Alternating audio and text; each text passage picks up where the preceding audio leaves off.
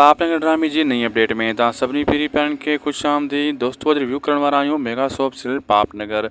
अचण वारा एपिसोड ज़बरदस्त, धमाकेदार, दिलचस्प थियण वारा आहिनि। इन्हनि में दोस्तों हाणे जेको आहे बलाज ख़ान जो ख़ैरु न आहे। बलाज ख़ान शातिर माण्हू आहे। बलाज ख़ान जेकियूं ज़लील कयो, ख़्वार कयो माण्हुनि खे, ऐं हिकु हिकु माण्हू सां विढ़ियो, ऐं मतिलबु हुन शैतानगिरियूं खोड़ करायूं मंठार जे हथां। हाणे बलाज ख़ान जे लाइ सम्झो ख़ैरु न आहे। बलाज ख़ान जा दुश्मन बलाज ख़ान जी दुश्मनी में हिकु थी वेंदा, यानी मल्हार, शेरदिल, मिठल, मतिलबु ॿिया टिया जेका बि हूंदा।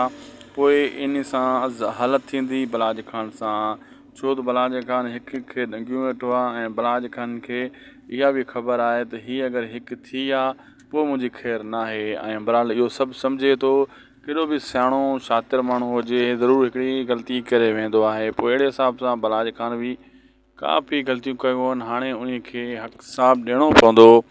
ऐं इन्हनि में तव्हांखे काफ़ी सीन अहिड़ा ॾिसण वटां मिलंदा।